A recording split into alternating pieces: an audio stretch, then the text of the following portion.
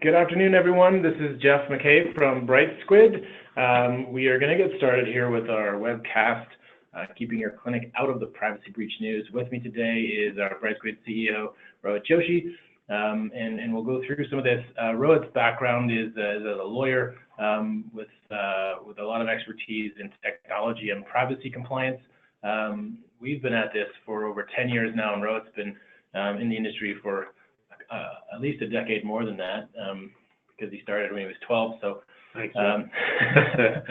Hi, everybody. So we'll get started in here. Really, the importance here is that no matter where you are in North America, privacy breaches are a concern for your clinic. The regulations are getting more strict. The general public, the patients that we deal with every day, are becoming more and more concerned. And you know. Really, from a business case and from professionally speaking, you need to keep your clinic free from breaches possible. I think there's probably, Jeff, too, it's worth mentioning that I think there's an increased sensitivity. I think that we're hearing more and more about privacy in our everyday lives, whether it be from massive corporations or very small ones. And so I think there's, the public is more interested in these discussions. And clinics are more interested in these discussions now as well, significantly more than I would say, 5 years ago when we were trying to have these discussions, and they were a lot of times ignored or just at least dismissed that it wasn't the top thing on their list. Yeah. So, quick agenda of what we're going to talk. We're going to look at privacy in the news. What does that look like? What are we seeing? What kinds of breaches are getting reported on? We'll look at some of the stats around privacy compliance in terms of how likely is a breach at your clinic. Mandatory breach reporting is an issue faced across North America under HIPAA, under PIPEDA in Canada, under the HIA in Alberta, and we'll talk about what's required about that and some of the numbers around there. What the actual risks are to patients. So why is it important to protect the privacy of patients? Why is it important to protect privacy at your clinic? What are the risks of a breach at your clinic? We'll look at some of the things what you can do. So look at safeguards from an administrative, physical, and technical safeguards perspective. Some of this stuff is taken from our training that we do. So you're going to get a taste of that. And then, of course, the winners of the draw at the end. So before we get on to the next part of the presentation, we are going to do a quick poll. So this first poll, just to kind of get a sense of the audience, has your clinic done a privacy risk assessment within the past 3 years? So we will just leave that up for a couple quick seconds and get a sense of everybody's sort of starting point here. We're just about done. 2 more seconds. You want to submit your answer? All right, perfect. So a lot of people, yes. So we're at about 70% yes for that question. So that's good. Now we'll keep going with the presentation. So let's look at. Jeff, we're still seeing the poll. Oh, really? I believe so. There we go. There we go. Yeah. Close. So there we are. 71% yes, 29% no. So 30% of attendees have some work to do. But we can go with that. So looking at patient privacy in the news, you'll see there's a number of different things that are happening. We see emails getting hacked for clinics that are using email. We see class action lawsuits coming out at clinics for losing patient information. There's going to be more and more of that as patients become more aware of their rights and interested in protecting those. Ransomware hitting hospitals, that's been hugely detrimental. WannaCry 2 years ago now took down the NHS in the UK, so emergency rooms couldn't function because their patient information was locked up. So there's all kinds of reasons to keep privacy safe outside of even just staying out of the news. But you can see here there's lots of examples where we have to keep information safe. One of the things, Jeff, I think it's worth mentioning is I know that on the line we've got physiotherapists and chiropractic, dental, and medical clinics, and And one of the things that I used to hear more of, but it's worth mentioning, is that, you know, the data that we are capturing isn't necessarily that confidential. And it's important to mention that, you know, the law doesn't differentiate. And so this smattering of headlines, you know, things like gender identity clinics and HIV clinics, they have the same level of duty to keep that information private as a physiotherapist who might be on the call, who actually may not feel like that information is all that private if someone's got a shoulder injury, right? And I think that that's one of the tests that we have to keep reminding ourselves. The law is not comparing you against the sensitivity necessarily of that data, but comparing you against the fact that the law says you can't share it, or can't lose it, or can't lose control of it. Yeah, patient information is patient information no matter what. There's no degrees of sensitivity. That's absolutely right. So let's look at what the stats say about privacy compliance. So, you know, we're getting to the end of 2019, but earlier in the year, a poll showed that the privacy compliance or cyber security researchers believe that attacks would increase 81%. We're certainly seeing that. The healthcare industry is the most targeted by ransomware attacks, and that's been increasing yearly for the last number of years. The big reason for that is that healthcare information is so valuable. Cyber criminals know that on the black market they can get up to $150 per patient record. So if you think about the number of records in your clinic, you start to see the value of penetrating your network and getting at your patient information. So any clinic really is a target. The other side of that is that large organizations, typically, we do see the odd one in the news that hasn't done it, but are typically spending millions of dollars on their cybersecurity, whereas, you know, clinics that might have 10,000 patient records aren't taking the same precautions because they falsely believe that they're not a target just because they're so small.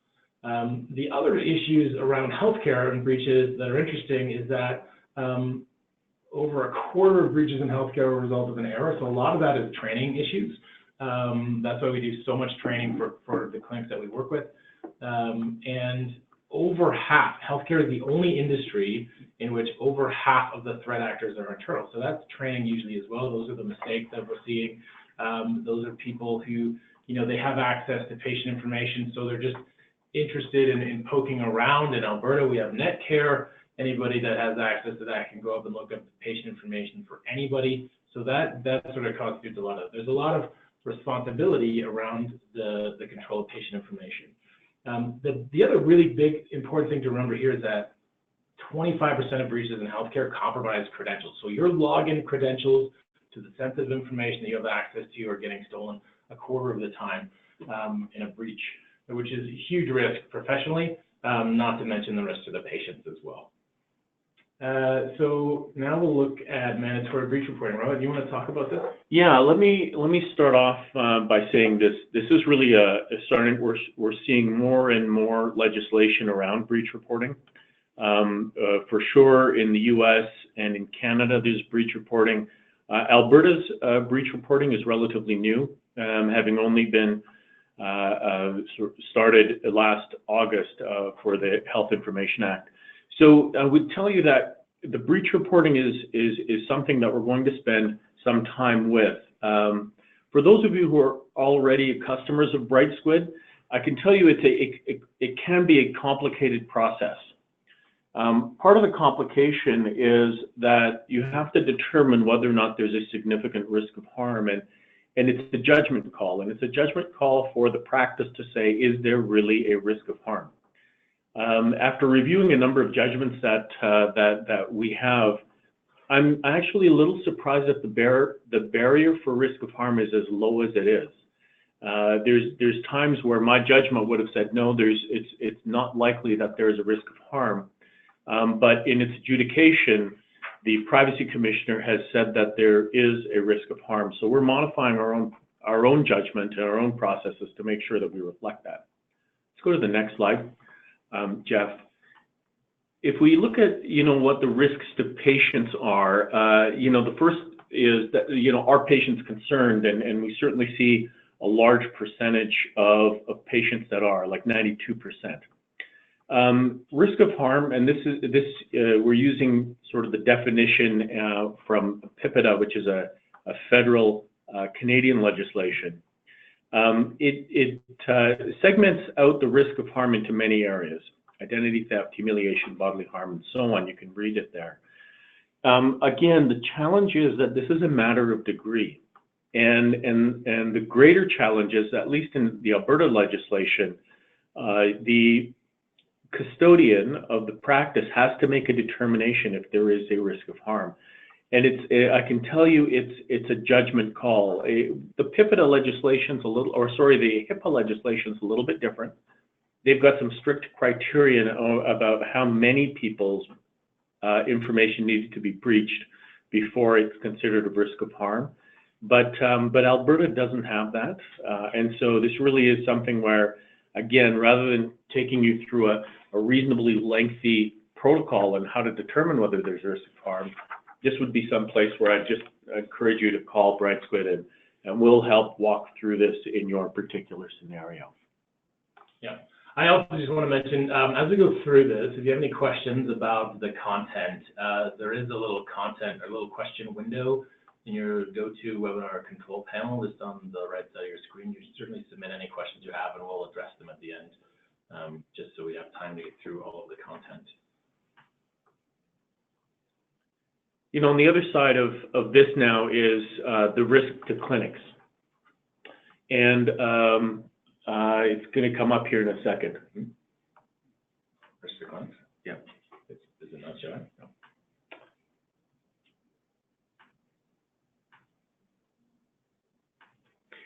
So I'll just keep going, and there we are. Okay, so risks to clinics. Now, again, I think Jeff mentioned the patient records are actually worth quite a bit on the black market because of the depth of that information. You know, and what we see typically is that the patient, it's not like a credit card that you can cancel. This is basic identity information that can be used in all sorts of terrible ways. For the clinic, though, we're seeing reputation damage, sanctions, regulatory and professional fines, lawsuits, and business continuity. The lawsuits are interesting. What we've seen for many years now in the U.S. and now in Canada is our class action lawsuits, where they believe that there has been negligence in how the privacy of that organization was actually managed. And because of the negligence, they feel like as though there is a class action opportunity. I know that in our previous webinars a couple of years ago, we interviewed a front desk staff of a dental clinic that actually in the U.S. Had a breach. And to talk about reputational damage, I would refer you to that webinar. It's on our website, and it's quite a difficult discussion because she ultimately left the practice after about 6 months, and you know, in her words, the screaming never stopped. People were very upset at that their information may have been compromised. Let's try a second poll question now. And so it should come up here in a second, and we will. For some reason, the poll isn't. This one's not working. Okay, poll's not working. You know, it wasn't that good anyway. Let's face it. But well, I mean, really, so the question to think about before I move on to the next slide, since it's not working, we'll ask it anyway. But the thing to consider is whether or not you share patient information over traditional email. If you're using Gmail to share it, if you're using Outlook, if you're using Yahoo, anything like that, really isn't a safe way to do it. We'll talk more about it, but let's talk more about it now. So this is a Gmail hack that showed up, I think about less than a month ago in Alberta. And this is where there was a physician that was reaching out to their patients or his patients using Gmail. And again, I don't want to challenge the intention of this. The intention of this is perfect. The intention is we want to communicate better with our patients. And so, unfortunately, here's what happened. That Gmail account, like all of our Gmail accounts, was also receiving lots of information from lots of different people. It wasn't a closed system. And this physician ended up clicking on some malicious software, which essentially pulled all of the private information from about 7,000 patients into the hacker's control. And so this has become a reasonably big issue. You know, the challenge here is the physician may have actually received consent from that patient and said, and they signed the one pager that said, patient, can we send you information through Gmail? Now, as every medical practitioner will understand, there's issues around, you know, how do you give that consent if you're not fully informed of the risks? I can tell you that the physician wasn't probably fully informed of the risks either, so that when the physician said, is it okay if I do this? The physician never said to that patient, hey, is it okay if I give your stuff to a hacker because I happen to click on a malicious piece of software? It's a common occurrence. And to reach out with Gmail to a patient with or without consent is a problem. And not being informed of it, the physician should have never used it. Now, it's a challenge because the colleges for your respective organizations may actually have a consent form. And I've seen many different varieties of this. What that consent form allows you to do is say, okay, great, patient, I'm going to do this. I'm going to send you email. Because again, we're very patient-centric. The problem is, the consent form doesn't say, oh, by the way, your information might go missing. It might go into the hands of a hacker who can then perform identity theft on you. So the challenge is, you know, how do we now recover from this? Because actually, that email address now for that physician can be used to send out messages to whoever that physician wants, or whoever the hacker wants.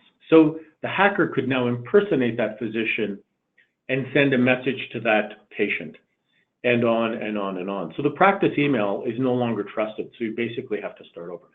This is going to be a significant issue, and we'll see how this is dealt with. This was clearly a reportable breach, and we don't have any decision on how the Privacy Commissioner is dealing with it. Yeah.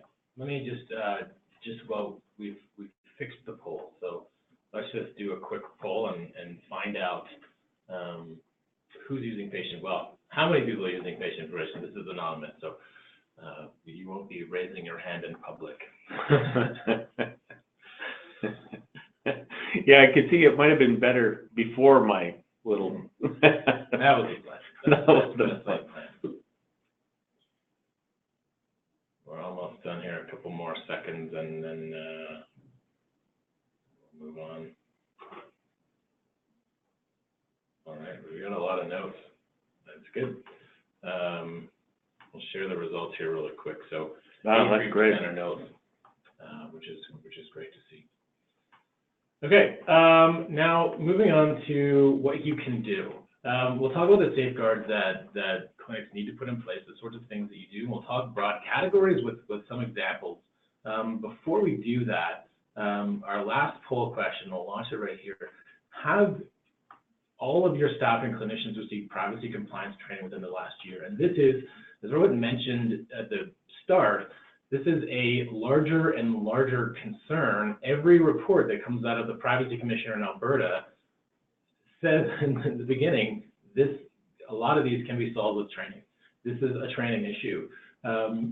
More and more, what we see in our training sessions that we do every couple of weeks now, people are walking away with information they can use. I was in a clinic, we did a training on Friday, I was in a clinic on Monday that had been at our training, and the front desk said, we used our training already today, because somebody had come in and asked if their husband was in the clinic, and they knew from training that they can't just answer that outright. So they actually went back and asked the patient if it was okay to disclose that they were here.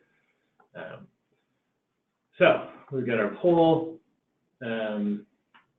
We'll share the results. It's about 50-50. So, you know, not great, not terrible. It's good that people are getting trained. And this is something that we recommend annually due to changes like mandatory breach reporting that have come out. And also just as a refresher, so you can reframe things again and you might have different questions that come up.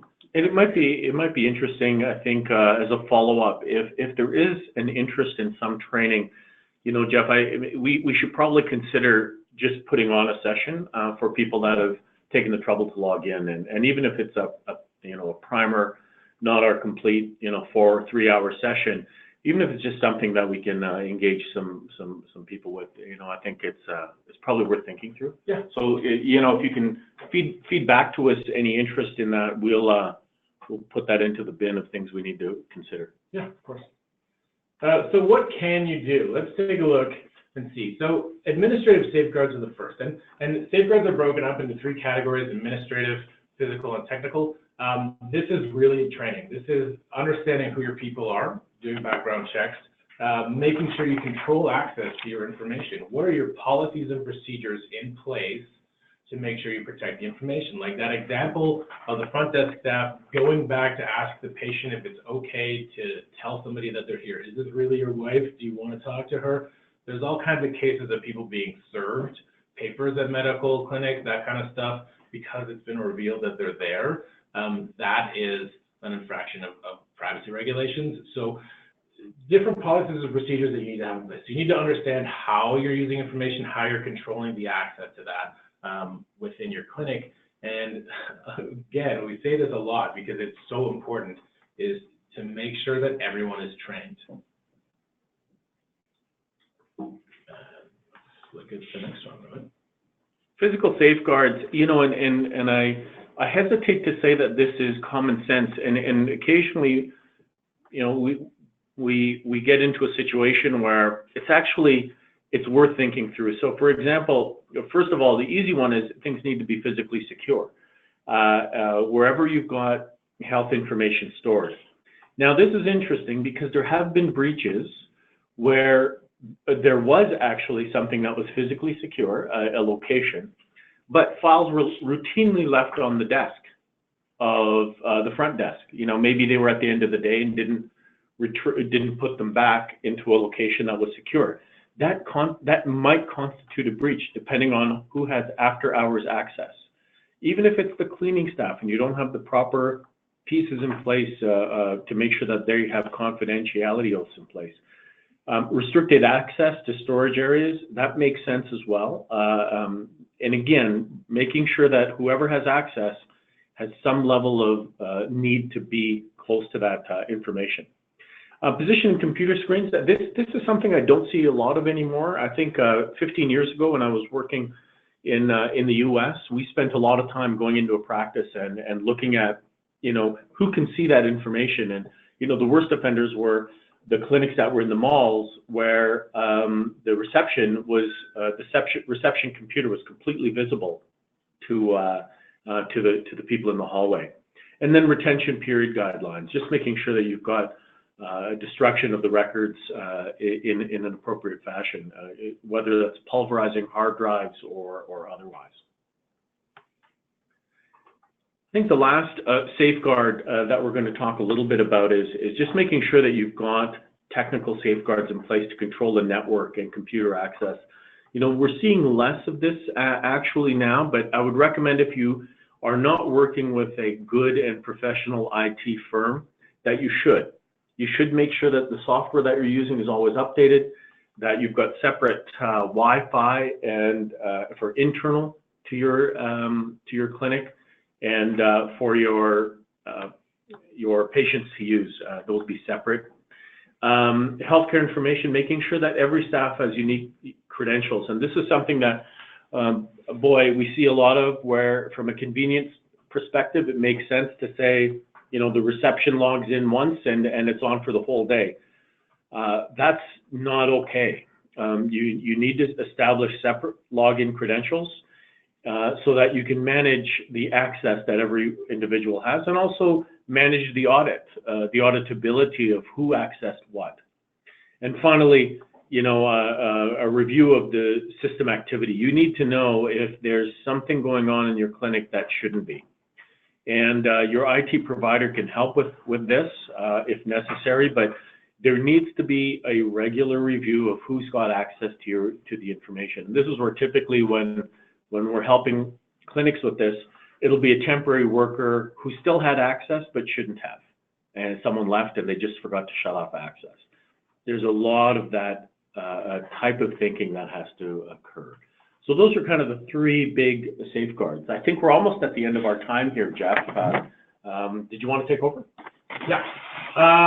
Let's look at the final bit. So hopefully you've got some tips and some knowledge and some awareness of why it's important to consider the privacy of the information in your clinic, what you can do to protect it and keep your clinic off of that first slide below the headlines there. So let's look at the winners of the draw. So the first prize, most secure messages sent out of all attendees is Nia L. Yeah. Okay. So congratulations. Thanks for being so compliant with your messages. Most secure mail invites. So this is people inviting new people to the network so they can communicate with everyone that they work with. Is Kathy C. So thanks, Kathy. Great job. And our participation, so for showing up, is Dennis. So thanks everyone for tuning in. We will we'll send out your prizes to you, and we'll move on to. We have a couple minutes left for some questions. So, what constitutes? We've got a question here. What constitutes a breach that needs to be reported? Rohit, do you want to? Yeah, and this I'll tell you depends on the jurisdiction, so it's not an easy question to answer in a generic way. We've got people here on the line from the U.S., all over Canada, and in Alberta. Speaking closer to home, which is the Alberta scenario, you really have to determine whether or not there's a risk of harm. And again, that would be something that I would encourage you to contact us with. It's not a standard, it's not a discrete number of offenses. It really depends on the nature of what's been at the bottom end of what's considered a breach.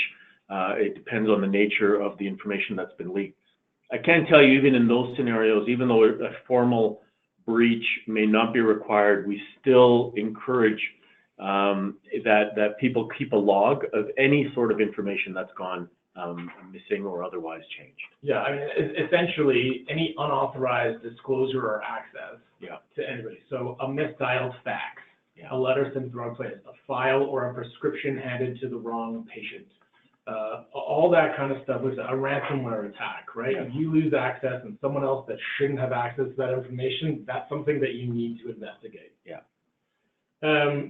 And then the last question, we still have a couple minutes left here, so I just want to talk about this because this could be a big one. Patient consent, right? A lot of questions about that. Like, how do you engage patients or get the authority or permission to share patient information as you need to? Yeah, so this is, again, more complicated than you'd expect. There's a number of questions. I would say that when we do our training, this is the number one question is always around consent. You know, how do we make sure that a patient or that we can divulge information to that patient or to someone that patient is a guardian of or that patient's spouse? And so my blanket recommendation on that is to ensure that when you're doing the patient intake and probably to be reviewed at some sort of regular interval, you want to make sure that you understand that who that patient is comfortable releasing that information to. So making sure that that's included in the consent. And I do want to add too, I think, particularly in Alberta, patients don't have the authority to absolve you of the right to protect their information. So even if they say, yeah, it's okay for you to email me, you still have the obligation to protect their information. In the US, for sure, you need to be able to provide a secure channel for communication. Even if a patient insists that they'll accept email, you need to have the option for them. So that brings us to our time today. Thanks everyone for tuning in. We will send out a link to the recording. So if you want to review what we've talked about, look at the slides, share it with anyone else in your clinic, please feel free. So thanks again for tuning in, and we'll talk to you next time. Bye, everyone.